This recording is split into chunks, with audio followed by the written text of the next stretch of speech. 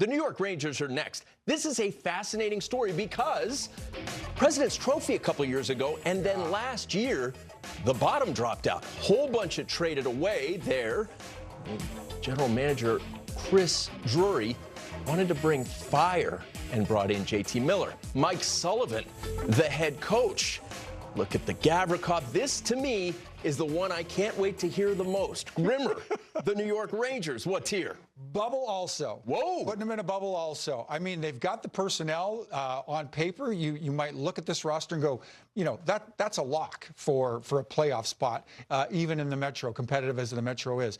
The interesting thing about these Rangers is, yeah, I think that's an important line to trace back to, Tony. You talk about the President's Trophy year of 2 years back. Well, really, all they've done since then is kind of struggle and kind of dismantle a good chunk of that core. I think there are better days ahead. I just don't know that it happens overnight for this group. I don't know that there's a better fit for this roster behind the bench than a Mike Sullivan. I think Sullivan is a fabulous choice. And two, bringing in Miller and Gavrikov on the back end. Vladislav. Is a really, really important add. So I think those guys bring you stability. They bring you identity. They bring you some heavy at the end of the day. But I just don't know that it coalesces this quick for a fairly, significant set of retools to this roster. I agree, Stu, and I think a lot of that has to do with the coaching, and I labeled them as a bubble team too, because Mike Sullivan, yes, the obvious out, and I think the envy of so many other teams when his name's available.